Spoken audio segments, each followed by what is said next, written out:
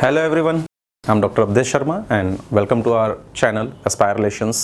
और यहाँ पे जो हम लोग ने ये यूनिट स्टार्ट करी थी बायोटेक्नोलॉजी वाली, और मैंने आपको बताया था बच्चों की कितनी इंपॉर्टेंट यूनिट है। 2 ही चैप्टर हैं लेकिन बहुत इंपॉर्टेंट यूनिट है। नीट में गिरी से गिरी हालत में इससे 5 से 7 क्वेश्चन बनते ही बनते हैं। और इसके साथ साथ अगर हम देखें तो आपके जो बोर्ड्स के एग्ज़ाम है, बोर्ड्स के एग्ज़ाम में डेफिनेटली एक लॉन्ग क्वेश्चन और 1-2 शॉर्ट क्वेश्चन यहाँ से बनने वाले हैं। ठीक है जी। तो चलिए फर्स्ट चैप्टर तो हम लोगों ने कर लिया। अब हम बात करते हैं नेक्स्ट चैप्टर की, that is the biotechnology and its application. तो बायोटेक्नोलॉजी की जो प्रोसेसेस थी हमने देख लिया था कि किस तरीके से हम जेनेटिकली मॉडिफाइड ऑर्गेनिजम्स का फॉर्मेशन कर रहे हैं, किस तरीके से हम जीन मैनिपुलेशन करके और क्या क्या प्रोसेसेस करके वहाँ पे हम सारा काम कर रहे हैं। हम नई प्रोटीन्स का डेवलपमेंट करा रहे हैं, हम नए टेक्निक्स का डेवलपमेंट करा रहे हैं इन बायोलॉजिकल प्रोसेसेस। और इसी में हम देखते हैं कि एक्चुअल जो एप्लीकेशंस हैं इसके वो क्या क्या चीज़ें हो सकती हैं। तो अगर हम बात करें कि बायोटेक्नोलॉजी के जो एप्लीकेशंस हैं बेसिकली हम जो यूज़ करते हैं, तो मैं अगर आपको बताऊँ कि हम एक यूज़ करते हैं रेड बायोटेक। रेड बायोटेक का मतलब क्या होता है बच्चों की जो बायोटेक्नोलॉजिकल प्रोसेसेस को हम यूज कर रहे हैं कहां पे, मेडिसिन्स में। ठीक ना। फिर आता है वाइट, और वाइट की अगर बात करें तो जो हम काम करते हैं एक्चुअल मिल्क प्रोडक्शन और ये सारी चीजों में, तो वो हो जाता है वाइट। और फिर थर्ड की अगर हम बात करें तो हम लोग बोलते हैं ग्रीन। और ग्रीन बायोटेक में हम किसकी बात करते हैं, ग्रीन बायोटेक में एक्चुअली जो एग्रीकल्चर प्रोसेसेस हैं, ठीक ना, एग्रीकल्चरल प्रोसेसेस जहाँ पे हम क्या कह सकते हैं जेनेटिकली मॉडिफाइड क्रॉप्स और ये सारी चीज़ों का प्रोडक्शन करवा रहे हैं उसके बारे में। अब देखिए इन सब चीज़ों की ज़रूरत क्या पड़ने वाली है, तो मैं आपको बताऊं कि जैसे जैसे पॉपुलेशन इंक्रीज हुई, देखिए सारी प्रॉब्लम जो स्टार्ट हुई है वो स्टार्ट हुई है पॉपुलेशन इंक्रीजमेंट की वजह से। क्योंकि जैसे जैसे पॉपुलेशन इंक्रीज होगी तो क्या होगा, रिसोर्सेज डेफिनेटली कम होते जाएंगे, और जब रिसोर्सेज कम होते जाएंगे तो we have to increase the quality of available resources. तो जो हमारे पास अवेलेबल रिसोर्सेज हैं उनकी क्वालिटी को इंप्रूव करना है। और इसके लिए अगर हम देखें तो क्या हुआ कि जब ग्रीन रिवोल्यूशन की प्रोसेस हुई, देखिए इस पूरे चैप्टर में हम बहुत छोटा चैप्टर है, मैं आपको बताऊं बहुत छोटा चैप्टर है ये biotechnology and it's applications, but बहुत इंपॉर्टेंट है। क्यों? क्योंकि आपके बोर्ड में गिरी से गिरी हालत में 1 से 2 क्वेश्चन बनने वाले हैं, और नीट में 2 to 3 क्वेश्चंस 100% आएंगे। तो छोटा चैप्टर है और मैक्सिमम एकदम श्योरिटी के साथ ही आपको क्वेश्चन दे रहा है, तो बहुत इंपॉर्टेंट हो ही जाता है। तो हम इसमें बात करने वाले हैं कि जब ग्रीन रिवोल्यूशन की प्रोसेस हुई तो ट्रिपलिंग ऑफ फूड हुआ, यानी कि जो भी फूड अवेलेबल था उसके लगभग 3 गुना फूड हम प्रोड्यूस करने लगे। लेकिन उसमें हम लोगों ने बहुत सारे फर्टिलाइजर और बहुत सारे केमिकल्स को यूज करना शुरू किया, पेस्टिसाइड्स और ये सारी चीजें। लेकिन इससे क्या हुआ, बच्चे न्यूट्रिशनल क्वालिटी खराब होने लगी, क्योंकि सॉइल की फर्टिलिटी भी डिस्ट्रॉय होती है, और उसके साथ साथ पेस्टिसाइड्स वगैरह का जो एक्यूमुलेशन होता है, बायोमैग्निफिकेशन, जब आप इकोलॉजी पढ़ोगे वहां पे इसकी बात की जाएगी। तो उसकी वजह से क्या हो रहा है कि वहां पे कुछ टॉक्सिक सब्सटेंसेस एक्यूमुलेट होते जा रहे हैं उसके अंदर, तो कहीं ना कहीं एक प्रॉब्लम क्रिएट हो रही है।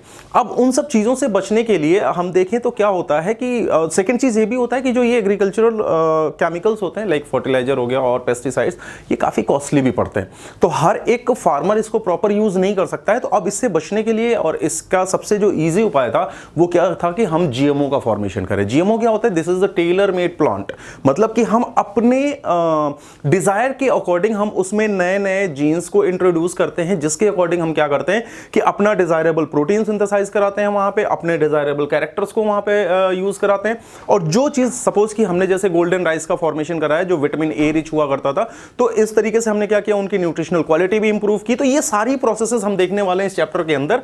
तो देखिए यहां पे जो जीएमओ होते हैं, अगर हम बात करें कि उनके क्या क्या बेनिफिट्स हो सकते हैं, तो आप देखिए यहां पे बहुत ही शॉर्ट वे में हम बात कर रहे हैं कि tolerant to abiotic stresses, like जो भी प्लांट हम डेवलप करा रहे हैं तो उसके क्या कहते हैं उसमें प्रॉब्लम ना आने पाए। जैसे कि अगर कोल्ड है, ड्रॉट है, साल्टी कंडीशन है, तो उसकी वजह से प्लांट का प्रोडक्शन ना कम होने पाए। बहुत डिटेल में इसके बारे में डिस्कस करने वाले हैं। फिर reduce reliance on the chemical pesticides, मतलब क्या होता है कि जो केमिकल पेस्टिसाइड्स यूज किए जा रहे हैं उसके ऊपर जो प्लांट्स की डिपेंडेंसी है ये कम हो। ठीक है। और उसके बाद अगर हम बात करें लाइक पेस्ट रेजिस्टेंस क्रॉप का भी फॉर्मेशन करते हैं, help to reduce the post harvest losses, यानी कि एक बार जब फसल पैदा हो गई उसके बाद उसको ले जाके जब हम मार्केटाइज करते हैं उस बीच के ड्यूरेशन में जो फसल का लॉस होता है, सपोज कि टमाटर वगैरह ग्रो करा लिया और अगर कुछ ज्यादा दिन अगर रुकना पड़ गया तो क्या वो सड़ जाते हैं, तो फसल का क्या होता है, नुकसान होता है, प्रोडक्टिविटी लॉस होती है। तो इस चीज से बचने के लिए हम जीएमओ का प्रोडक्शन करा लेते हैं। फिर efficiency of mineral used by the plants, यानी कि सॉइल के अंदर जितना मिनरल है उसको तो प्लांट एब्जॉर्ब कर ही रहा है, लेकिन प्लांट के अंदर जितना मिनरल पहुंचा है, क्या प्लांट ने वो सारा मिनरल यूटिलाइज किया? यानी कि इस तरीके से क्या होगा कि प्लांट जो सॉइल से मिनरल्स को एब्जॉर्ब कर रहा है उस पर डिपेंडेंसी थोड़ी सी कम हो जाएगी, तो सॉइल का एग्जॉशन थोड़ा सा लेट होगा, ठीक है। और उसके बाद एनहांस द न्यूट्रिशनल वैल्यू, और न्यूट्रिशनल वैल्यू को एनहांस करना जीएमओ का सबसे इंपॉर्टेंट फंक्शन होता है। तो इस तरीके से हम क्या करते हैं, जीएमओ का फॉर्मेशन करते हैं। अब ये सारी चीजों को करने के लिए अगर हमने देखा तो प्लांट में बहुत सारे पेस्ट लगते हैं। इन पेस्ट से बचने के लिए हमने क्या किया, एक बैक्टीरिया से एक जीन निकाला जिसका नाम था bacillus thuringiensis, and that's why this is known as the BT for the bacillus thuringiensis, ठीक है ना। तो हमने BT cotton, BT brinjal, BT chilli, बहुत सारे बीटी टोमेटो, बहुत सारे क्रॉप्स प्रोड्यूस कराए हैं जो कि बैसिलस thuringiensis के जीन्स को इंट्रोड्यूस करा के कराया गया है। ये सब क्या है, जेनेटिकली मॉडिफाइड ऑर्गेनिजम्स हैं, ठीक है ना। तो जैसे कि बैसिलस thuringiensis है और इसके अंदर क्या होता है, एक इंसेक्टिसाइडल प्रोटीन होता है। इसकी कहानी बहुत इंटरेस्टिंग है कि किस तरीके से जब तक वो बैक्टीरिया के अंदर है एक क्रिस्टल के फॉर्म में होगा, इनएक्टिव फॉर्म में होगा, लेकिन जैसे उसके पेस्ट के, जैसे इंसेक्ट के गट में जाएगा तो वहां पे अल्कलाइन पीएच की वजह से वो क्या कर देगा, इंटेस्टाइनल परफोरेशन करा देगा। बहुत इंटरेस्टिंग प्रोसेस है, बताऊंगा आपको डिटेल में इस चैप्टर के अंदर। और हमने cry first AC, cry second AB, cry first AB, ये सब हम बात करते हैं किसके बारे में, हम बुलवर्म और ये सारी चीजों के बोरर के बारे में बात करते हैं। यहां पे आप देख रहे होगे कि कॉटन के प्लांट का एक प्रॉपर डिस्कशन दे रखा है और इसके बारे में बहुत सारा डिस्कशन होने वाला है हम लोग के चैप्टर में, ठीक है।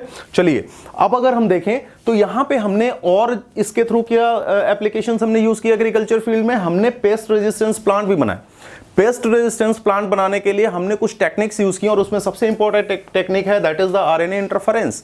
आरएनए इंटरफेरेंस एक बहुत इंटरेस्टिंग प्रोसेस है बच्चों। फायर एंड मेलो ने इसके बारे में डिस्कवर किया था, 2006 में उन लोगों को नोबेल प्राइज भी मिला था इसके लिए। लेकिन अब इसमें किया क्या जाता है, तो बहुत डिटेल में ये प्रोसेस हम वहां पे डिस्कस करने वाले हैं कि सपोज कि जो आरएनए है ये प्रोटीन की सिंथेसिस में हेल्प करता है और वही प्रोटीन क्या करेगा, जाके कैरेक्टर को एक्सप्रेस करेगा, यानी कि हार्मफुल कैरेक्टर प्रोड्यूस करेगा। अब हम एक काम ये कर सकते हैं कि अगर हम उस आरएनए को सिंगल स्ट्रैंडेड रहने ही ना दें, अगर हमने उसको सिंगल स्ट्रैंडेड नहीं रहने दिया तो वो प्रोटीन की सिंथेसिस कर नहीं पाएगा। हमने उसको क्या किया, डबल स्ट्रैंडेड आरएनए के फॉर्म में क्रिएट कराया और उसकी वजह से उसका क्या हुआ, एक्टिविटी लॉस हो गई। हम इसको बोलते हैं एमआरएनए साइलेंसिंग, ठीक है ना। तो एमआरएनए साइलेंसिंग को हम आरएनए इंटरफेरेंस बोलते हैं, जिसकी वजह से प्रोटीन की सिंथेसिस नहीं कर पाएगा और क्या होगा, प्लांट बच जाएगा। तो इस तरीके से हम कुछ और टेक्निक्स यूज करेंगे, जैसे कि यहां पे role of the insects resistance in plants. तो जो इंसेक्ट्स रेजिस्टेंस है उनके प्लांट्स में क्या रोल्स हैं, किस तरीके से वो काम करते हैं, ये सारी चीजें हम इस लेक्चर के अंदर डिस्कस करने वाले हैं, ठीक है। चलिए अब इसके बाद अगर हम बात करें कि बायोटेक्नोलॉजिकल एप्लीकेशन इन मेडिसिन, तो इस चैप्टर में बच्चों हम इसके बारे में भी डिस्कस करने वाले हैं। जैसे कि हम इंसुलिन को बनाना देखेंगे, फिर हम जीन थेरेपी की बात करेंगे, ठीक है ना।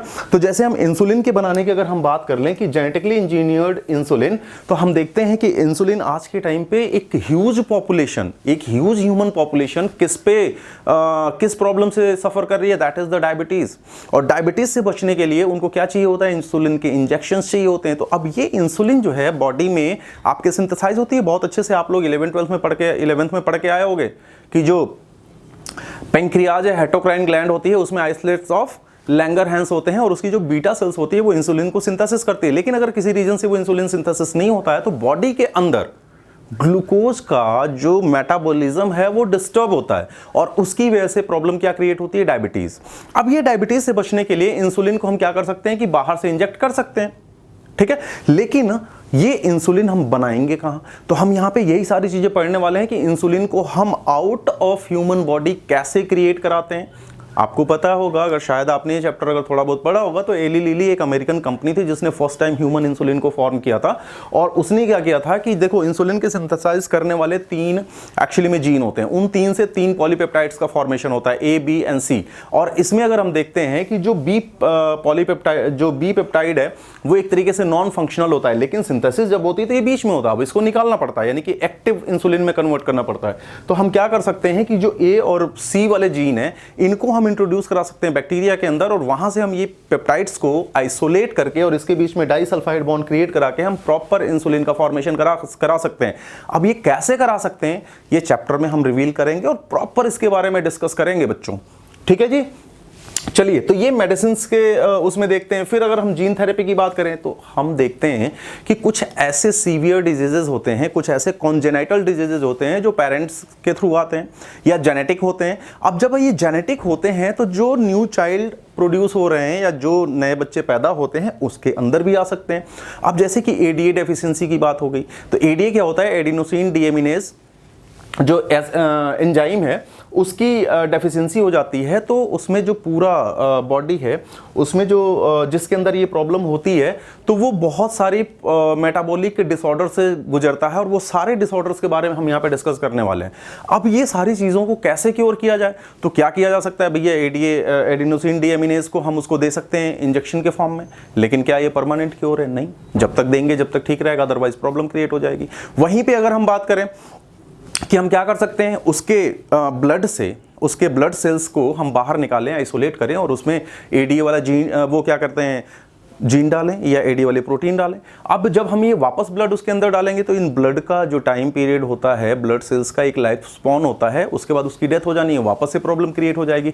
तो हमारे पास एक फाइनल सोल्यूशन क्या आता है कि अगर हम किसी तरीके से उसके हीमोपोएटिक स्ट्रक्चर में वो एडिनोसिन डीएमिनेज वाला अगर हम जीन ही इंट्रोड्यूस कर दें, है ना इंटरेस्टिंग प्रोसेस, कि अगर वो हम जीन ही इंट्रोड्यूस कर दें उसके हीमोपोएटिक स्ट्रक्चर में, और हीमोपोएटिक स्ट्रक्चर क्या होता है, तो बॉडी के अंदर जो मेन हीमोपोएटिक स्ट्रक्चर है that is the bone marrow, तो हम क्या करते हैं कि वो जीन उसके बोन मैरो में इंट्रोड्यूस करा सकते हैं। अब ये कब करा सकते हैं? या फिर हम उसके बॉडी के अंदर उसके बोन मैरो से ही हम कलेक्ट करके और वो चीज हम उसमें डाल सकते हैं, लेकिन कब करा सकते हैं? अगर हम ये लेटर स्टेज में करेंगे तब तो प्रॉब्लम होगी, हो ही नहीं पाएगा। लेकिन अगर सपोज कि हम एम्ब्रियोनिक स्टेज में ही कर दें या फिर बहुत अर्ली लाइफ के स्टेज में करें तो फिर ये परमानेंट क्योर हो सकता है। कैसे हो सकता है, ये सारी चीजें मैं डिटेल में बताने वाला हूं इस चैप्टर के अंदर। और जबकि एक चीज सिंपल सी बात समझना कि जो ये पहली बार किया गया था एक 4 साल की बच्चे के अंदर किया गया था, है ना। तो ये बड़ी इंटरेस्टिंग प्रोसेस होने वाली है, ये पूरा चैप्टर बहुत इंटरेस्टिंग होने वाला है बच्चों। तो एक बार इसको देखिए, जो भी हमारा ये प्लेलिस्ट है इसमें जाइए, आपको सारे लेक्चर्स मिलने वाले हैं इससे रिलेटेड, और बहुत इंपॉर्टेंट चैप्टर है। बिल्कुल भी टेंशन नहीं लेने का, एकदम शांति से जाओ, चुपचाप पढ़ो, सारा क्वेश्चन आपके डिटेल में सॉल्व होने वाले हैं। उसके बाद जैसे कि अब इसको हम मॉलिक्यूलर डायग्नोस में कैसे यूज कर सकते हैं, तो मॉलिक्यूलर डायग्नोस एक्चुअली में क्या होता है कि आपको पता है कि देयर आर सेवरल डिजीजेस, बहुत सारे सिंड्रोम्स हैं, जैसे कि एड्स है, कैंसर है, और भी बहुत सारी प्रॉब्लम्स हैं जिसमें हम क्या करते हैं, मॉलिक्यूलर डायग्नोस करते हैं। यानी कि अगर यूरिन टेस्ट, ब्लड टेस्ट, इससे अगर प्रॉब्लम सॉल्व नहीं होती है तो हम कुछ मॉलिक्यूलर डायग्नोस करते हैं जो कि जेनेटिक लेवल पे होता है, जैसे पीसीआर।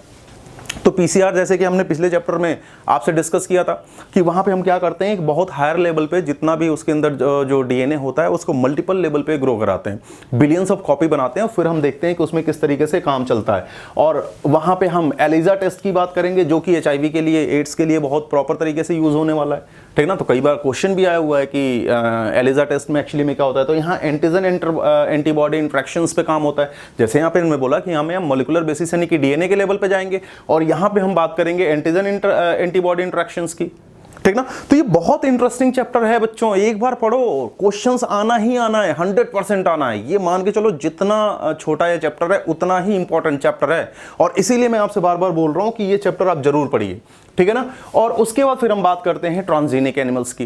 ट्रांसजेनिक एनिमल्स एक्चुअली में होते क्या हैं, तो हम जब ये सारी प्रोसेसेस कर रहे होते हैं, चाहे सपोज एक सिंपल सी बात समझना, जैसे हमने कोई वैक्सीन क्रिएट की, by the process of biotechnology हमने कोई वैक्सीन क्रिएट की। अब ये वैक्सीन को हम वो कैसे करेंगे, टेस्ट कैसे करेंगे, और उसके लिए हम नॉर्मल ऑर्गेनिजम्स पे तो टेस्ट कर नहीं सकते, तो फिर हम क्या करेंगे, हम इसके लिए कुछ ट्रांसजेनिक एनिमल्स बनाएंगे और उन एनिमल्स पे इनको टेस्ट करेंगे। अब जो सबसे ज्यादा ऑलमोस्ट ये मान के चलो 95% जो ट्रांसजेनिक एनिमल हम प्रोड्यूस करते हैं वो करते हैं माइस को। अब ये जो भी ट्रांसजेनिक एनिमल्स हैं इनको प्रोड्यूस करके इनके ऊपर हम एक्सपेरिमेंट्स करते हैं, टेस्ट करते हैं, डिफरेंट टाइप की प्रोसेसेस करते हैं।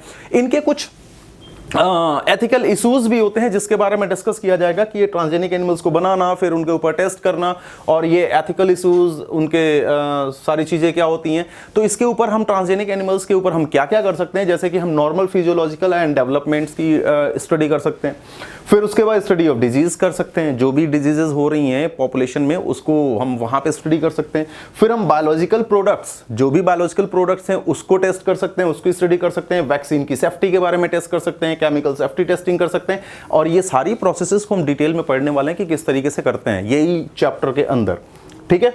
अब इसके अंदर हम देखते हैं कि कुछ एथिकल इश्यूज भी आते हैं। भाई हम बना रहे हैं, हम टेस्ट कर रहे हैं, और उसके बाद जो एक पॉपुलेशन है उसके लिए कुछ एथिकल इश्यूज आते हैं, और उसके लिए एक बहुत इंपॉर्टेंट संस्था है जिसका नाम क्या है, genetic engineering and approval committee, GEAC, ठीक है ना। और ये क्या करते हैं कि जितने भी बायोटेक्नोलॉजिकल जो एथिकल इश्यूज होते हैं उससे डील करते हैं। ये प्रॉपर संस्था है, बनाई गई है, और ये पूरे इंटरनेशनल लेवल पे जितने भी बायोटेक्नोलॉजिकल एक्सपेरिमेंट्स होते हैं उसमें क्या क्या प्रॉब्लम्स आ रही हैं, उसके क्या एथिकल इश्यूज हैं, जो भी प्रॉब्लम्स आती हैं उसे डील करने वाली ये संस्था है। तो एथिकल एंड लीगल इंट्रोडक्शन, तो जैसे कि अगर प्रॉपर डिस्कस करेंगे कि क्या क्या एथिकल इश्यूज आ सकते हैं, क्या क्या चीज़ें हो सकती हैं, जैसे यहाँ पे बायोपायरेसी की बात की जाएगी, जैसे यहाँ पे डिफरेंट स्ट्रेन ऑफ राइसेस की बात की जाएगी कि इंडिया के अंदर कितने स्ट्रेन है, बासमती के किस तरीके से बायोपायरेसी हुई, किस तरीके से यहाँ पे नीम और हल्दी यानी कि टर्मरिक के ऊपर यूएस वालों ने एक तरीके से पेटेंट का वो किया, तो फिर इंडियन गवर्नमेंट है। तो यहाँ पे बड़े इंटरेस्टिंग से पॉइंट्स होने वाले हैं, ठीक है। तो मैं आपसे ये रिक्वेस्ट करूंगा कि एक बार आइए प्रॉपर हमारे चैनल को विजिट करिए। जैसे कि यहाँ पे आप देख सकते हो कि हमारा यूट्यूब चैनल है जहाँ पे हमारे लेक्चर्स आपको मिल सकते हैं, हमारा इंस्टाग्राम प्रोफाइल है, हमारा जो हमारी साइट है जहाँ पे एप्लीकेशन की साइट है वहाँ पे आपको मिल सकते हैं, फेसबुक पे भी मिल जाएंगे। तो आप यहाँ पे पहुँचिए, हमको फॉलो करिए, सारे लेक्चर्स देखिए, और अगर कोई डाउट आता है तो आप सेम पैटर्न के थ्रू हमसे कॉन्टैक्ट कर सकते हो। कॉन्टैक्ट करके जो भी आपके डाउट्स हैं वो क्लियर किए जाएंगे। बाकी मिलते हैं बच्चों हम आपसे प्लेलिस्ट में, और बहुत इंटरेस्टिंग चैप्टर होने वाला है, बड़ा मजा आने वाला है, ठीक है जी। चलिए फिर मिलते हैं, तब तक पढ़ते रहिए, खुश रहिए। Thank you, all the best.